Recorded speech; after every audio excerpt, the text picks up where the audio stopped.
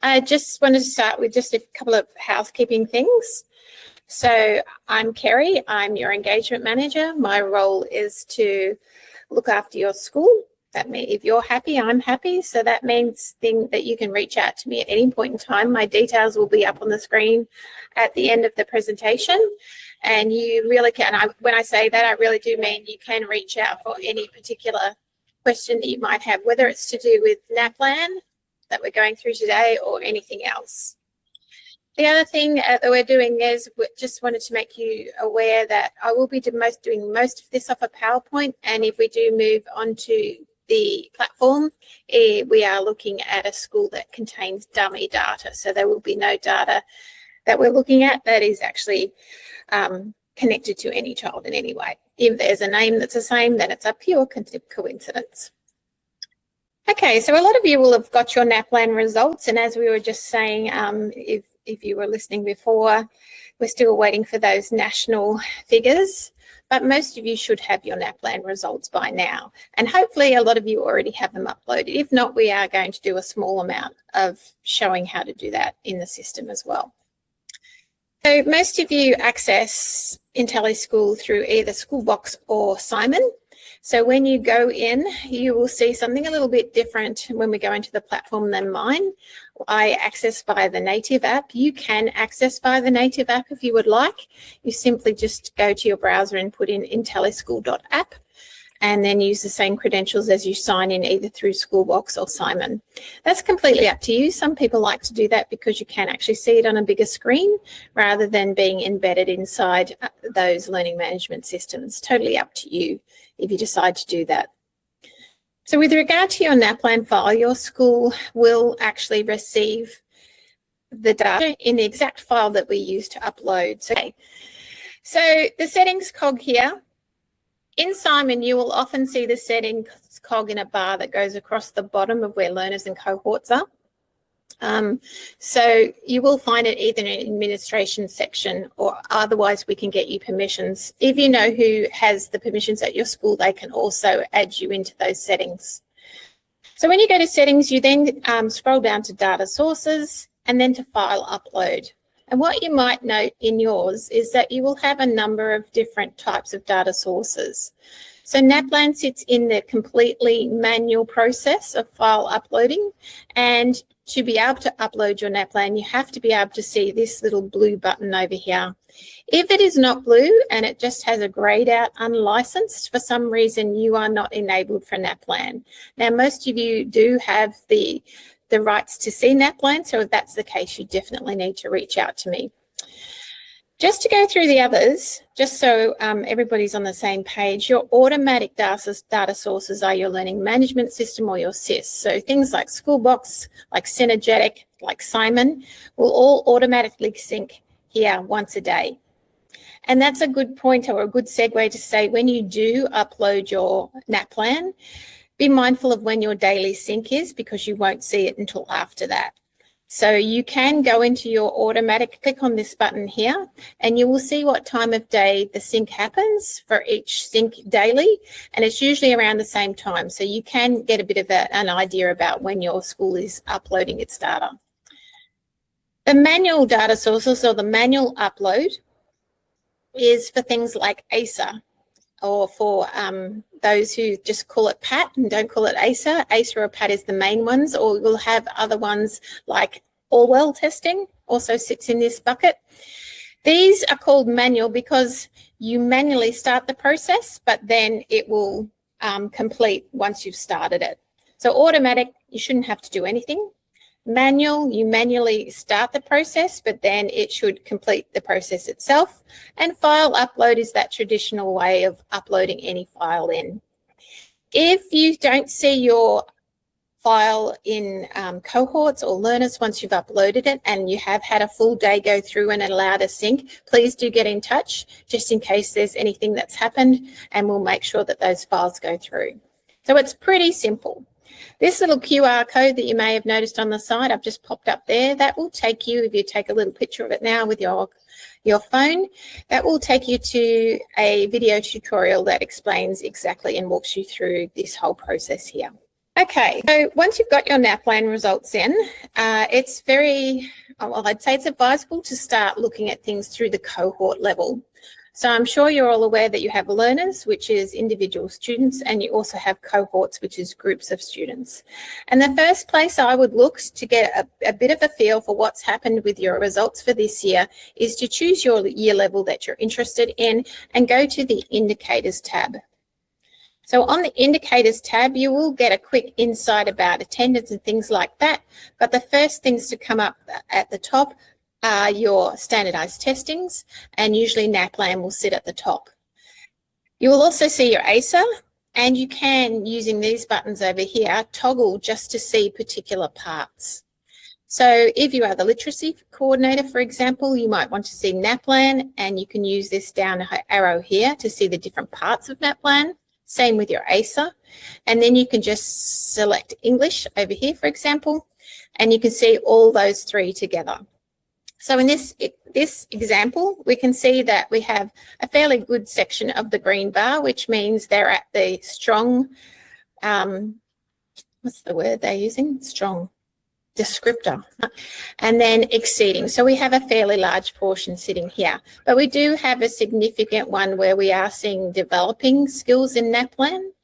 The thing always to remember about Naplan and that it is a point in time testing.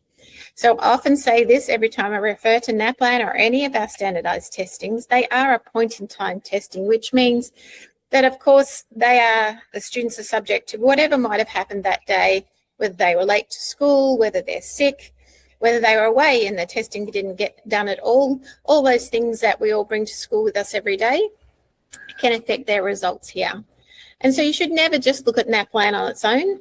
You should always be triangulating your data with some other material like ASA, for example. And then, of course, you have your own achievement scores that you're putting in, which is your awesome data and awesome material that you do with your students.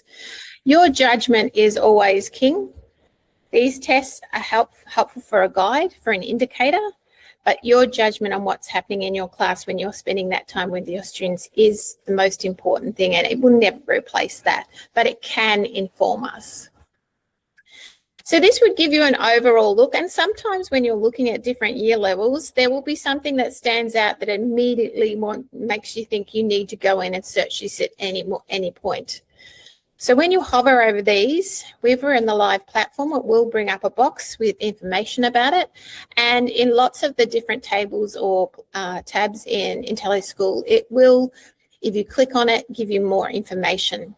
The other thing that I mention always in our PDs is don't forget these drop-down menus up here. It's super important to remember to select your semesters. So you can, in this case, if it's year 5, you could be comparing semesters from year 5 right through to their year 3 to see that same cohort at their last Naplan in year 3. So you can do that with that drop-down menu there.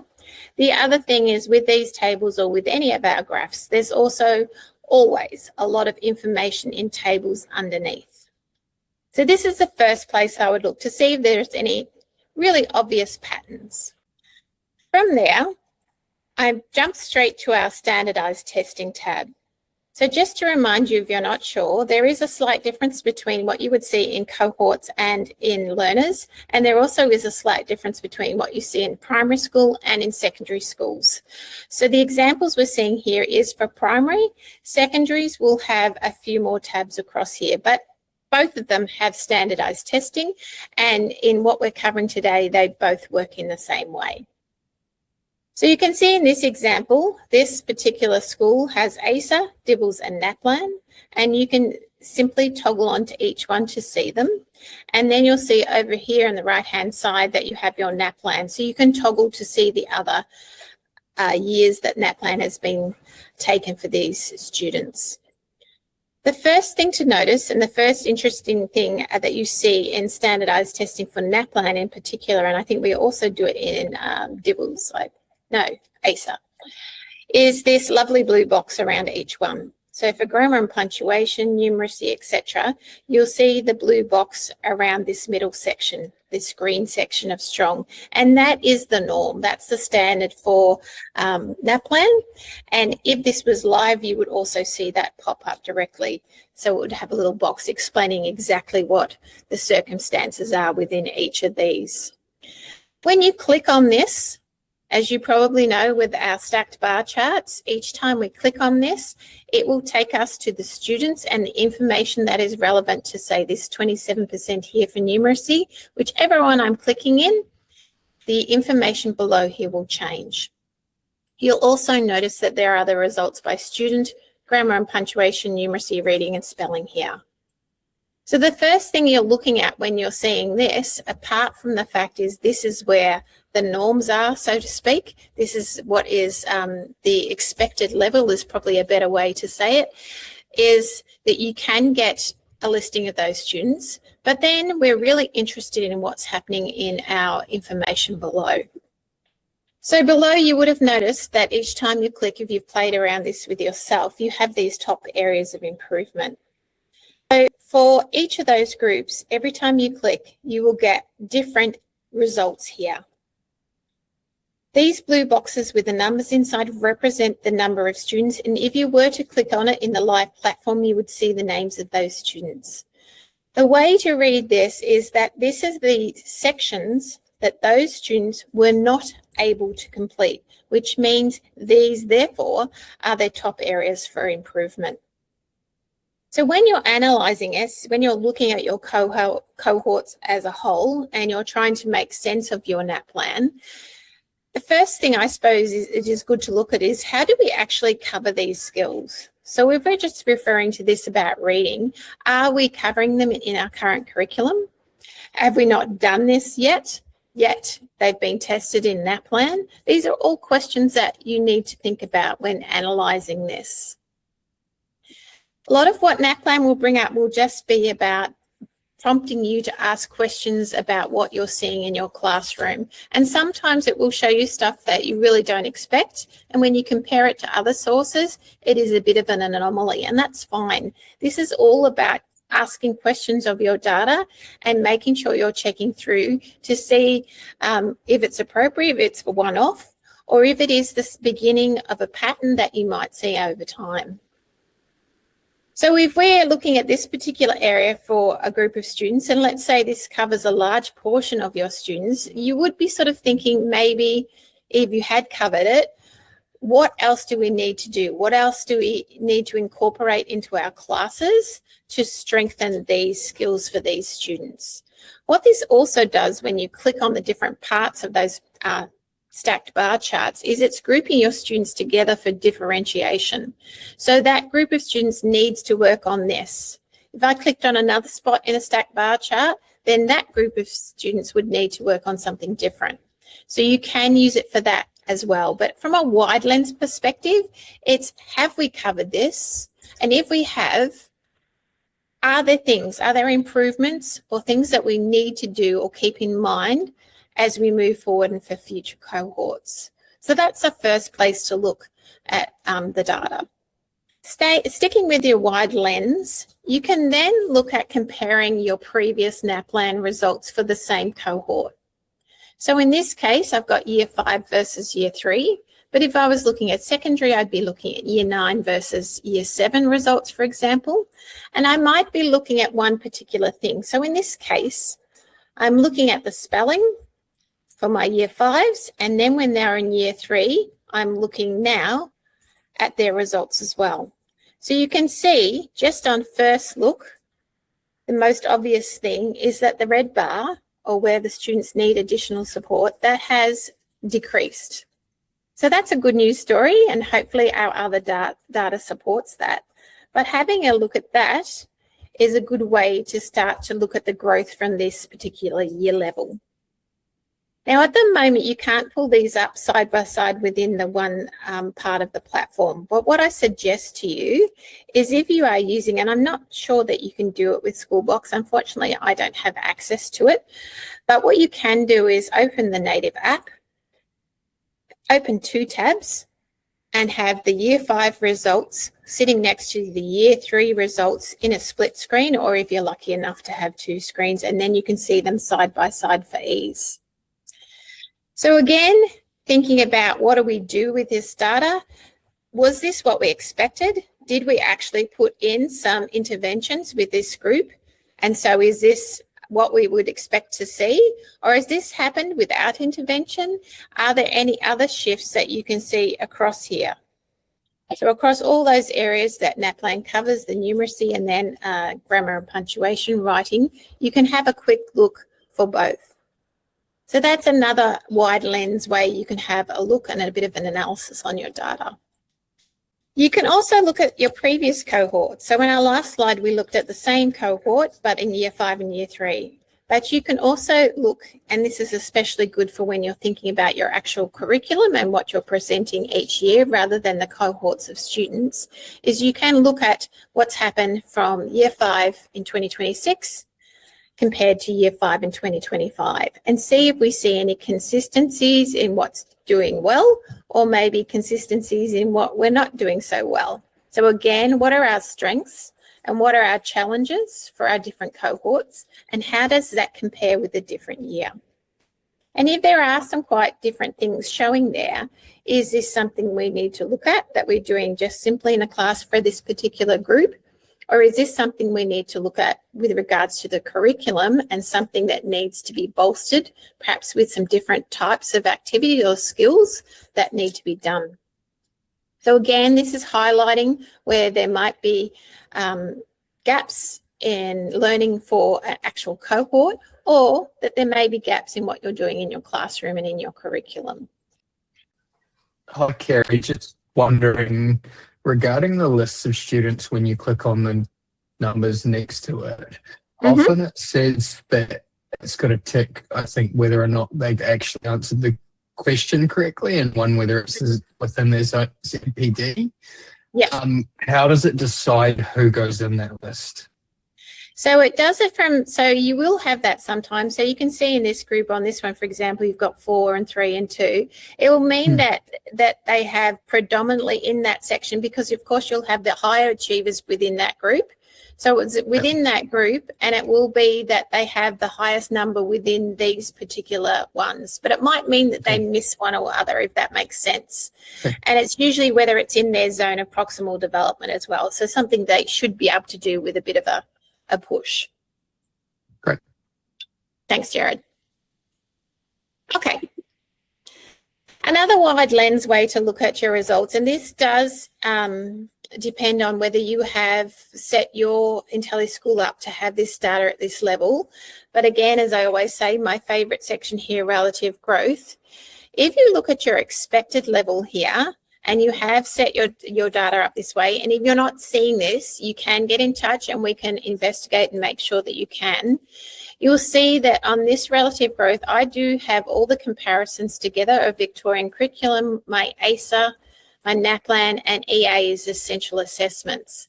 Now, just be mindful with EA is that even though it's sitting in here alongside some of the other standardized testing, essential assessments is not a standardized test normally, and is normally seen in our achievement section. But what this is then doing is putting it into this graph where you have, basically it's working on quadrants. This top quadrant here is saying that we are seeing growth. These students have a lower achievement level, but we have a great bunch of students here from the work that's been done in Victorian curriculum, where we have a lower achievement, but we're seeing really good growth. And this is an area where you might be looking, comparing to Naplan, see if it's the same students, because each dot represents a student, and then be looking at what you're doing in Victorian curriculum, because it's working. So you are seeing some progression. In this one below, this is where we have lower achievement and regression. So again, if I saw a big clump of students here, I would be looking at, is there a particular reason? Is there something in the curriculum that I need to look at? Over here, your higher achievers, but also regressing. So our students that might be coasting along, for example. And then over here, you have your higher achievers, but they are also improving. And if we see something that we're doing at a school-based level, which in this case is a Victorian curriculum, that's something that we would be happy about seeing for our students because it means we are actually advancing them, we are extending them. But this is a really good place to have a look at how it's comparing all three of them, including your Naplan. So you simply have to click on here. At the moment, this particular graph is looking at all our learning domains. So for me, if I was back in my classroom tomorrow, I would be selecting English perhaps, along with my Naplan, that's to do the parts to do with English in particular, and perhaps my PAT reading. And I would just select those domains and see what the graph looks like here, so that you can drill it down particularly to what is happening in the Naplan side and comparing. It's a good way to have a bit of that triangulation, a visual look at that, if so to speak. There is a great little insight on this side as well about students being above or below expected levels. So that's a good visual too. So what you're looking at here is really for clusters with regards to your curriculum.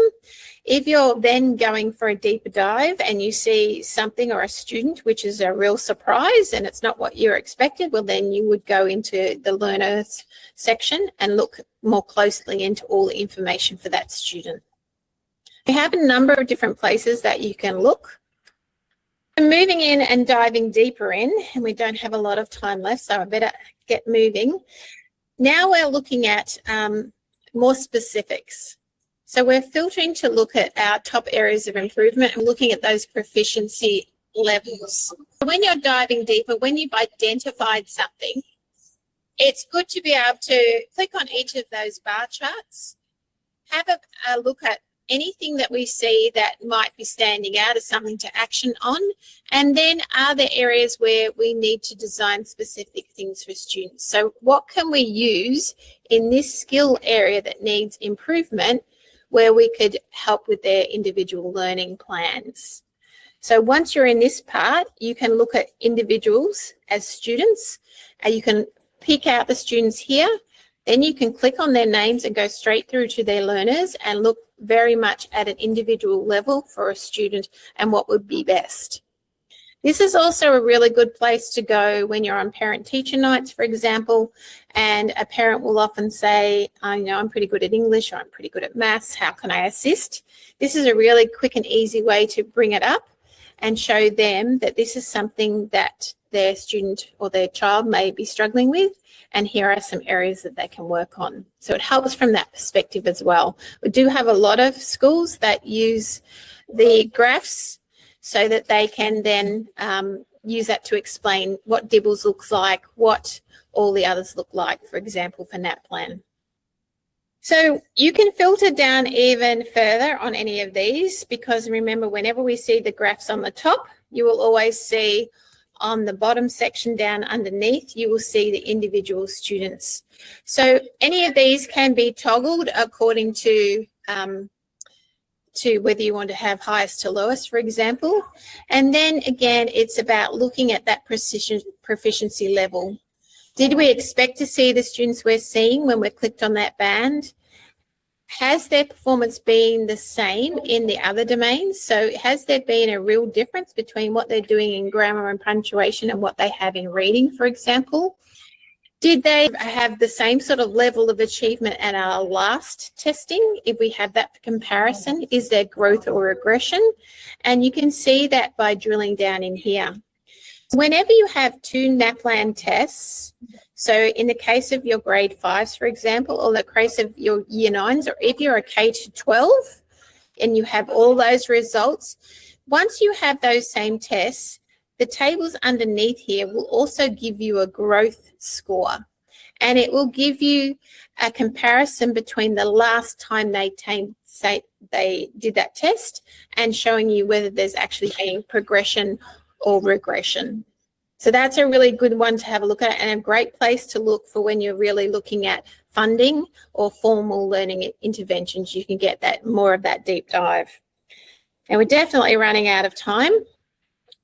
This is just a little video running through and showing you how you can see the individual side of things from jumping from a cohort clicking on that student's name and then seeing their actual standardized testing.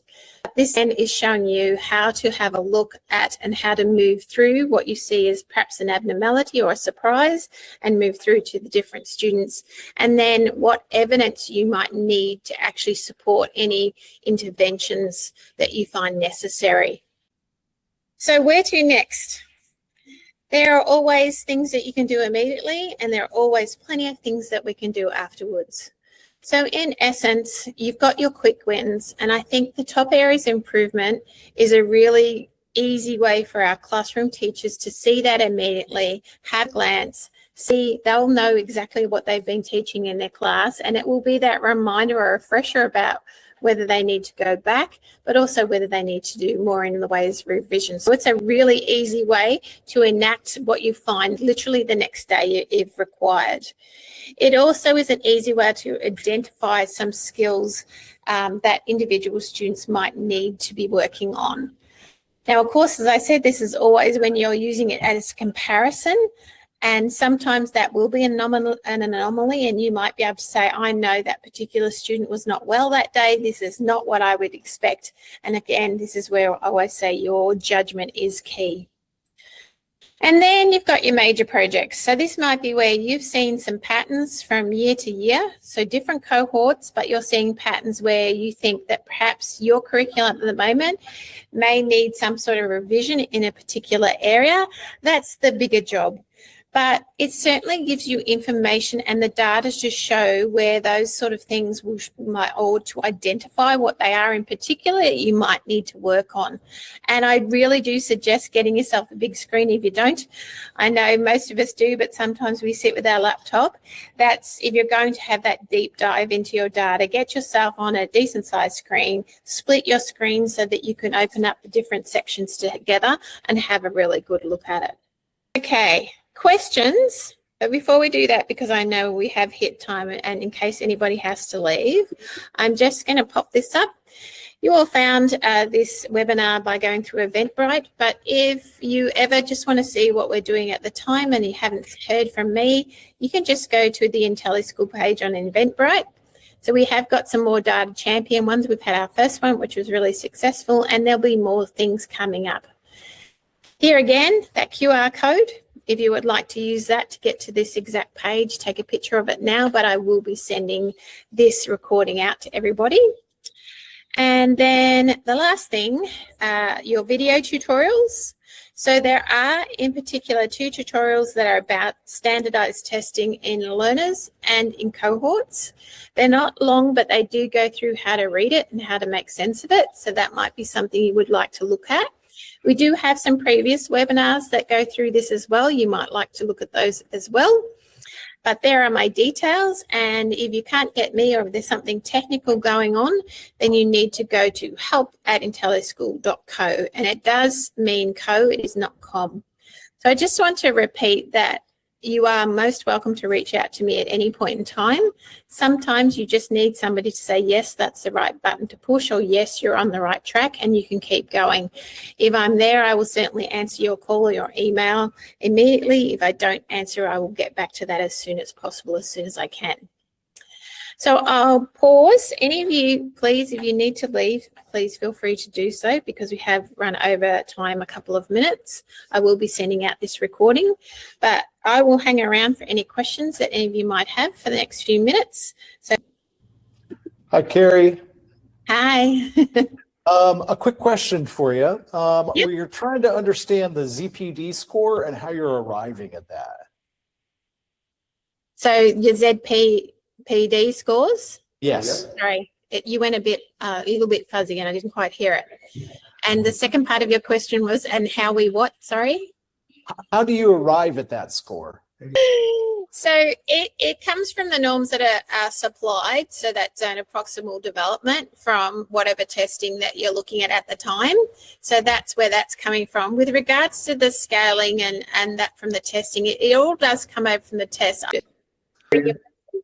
So, Kerry, is it something like the expected rate of development that the kids should have had over those 2 years? Is that what? Yes, that's correct. What's about? Yes. Okay. Yes. So it's almost like an effect score. Yes. Gotcha. Right. Yeah, different states use, and I know I can see just from the names that I've got people from all different states. I know Queensland uses it a lot. Victoria hardly uses it at all. In fact, I often get very blank looks when I talk about it. So if you want some more information on that, I can certainly provide a little bit more about how that reads in the information that I send out afterwards. I'll be happy to do that. Kerry, that would be absolutely great. I think it would help out a few people on our staff just concerned about what that number actually means. What that actually means, yep. Yeah, and Okay. probably speaks to Jared's question earlier about, you know, how you were determining those that were in the, you know, needs extra attention, even though they'd got the question right. Yeah. It would, yeah, inside or outside their ZPD. Yeah, how does that actually come together? Correct. All right, That'd be I will add that in, and that's Chris I'm talking to, isn't it? Yes, Chris and Gary, thank you. Yeah, I'll send it to everybody, but yes, I will absolutely do that. Awesome. Thank you so much. Thanks for Not a everything. problem. Anybody else with any questions? Kerry, can I just ask, sorry, the app that you said, Yep. Whereabouts is that? So you just go to your browser, Yeah. and all you have to do is up here in your browser line, you would just put in Intellischool.app, press return, Yep. and it will take you to log in. Thank you. So Sorry. most people can. We have had a couple where they've tried that and it's their school security or something has stopped it. If you really want to look at it that way, just come through to us and we'll see if there's anything we can do to fix that. But I know that a lot of people that really want to deep dive and see it, you know, in a larger screen are actually choosing to go to the app. Yeah, that sounded like an easier way to do the comparison. So I thank you. think it is. I do. I really do think it is. Thanks. No worries. And there's never a good time to put these things. But like we had a lot of people who register because they know that we will send that recording, and we will always do that for you. So if I haven't managed to answer your questions or give the explanation you need, please don't be shy. Reach out and say, Kerry, what you said made no sense. And I will go and find a better way to explain myself. So please, feedback is good, all types of feedback, and hopefully this is useful for you and you can get something out of those Naplan results to help inform what you're doing in your classes. So I will sign off if there's nothing else, and I'll get to editing this so I can send it out to you. Thanks, everybody. Okay, this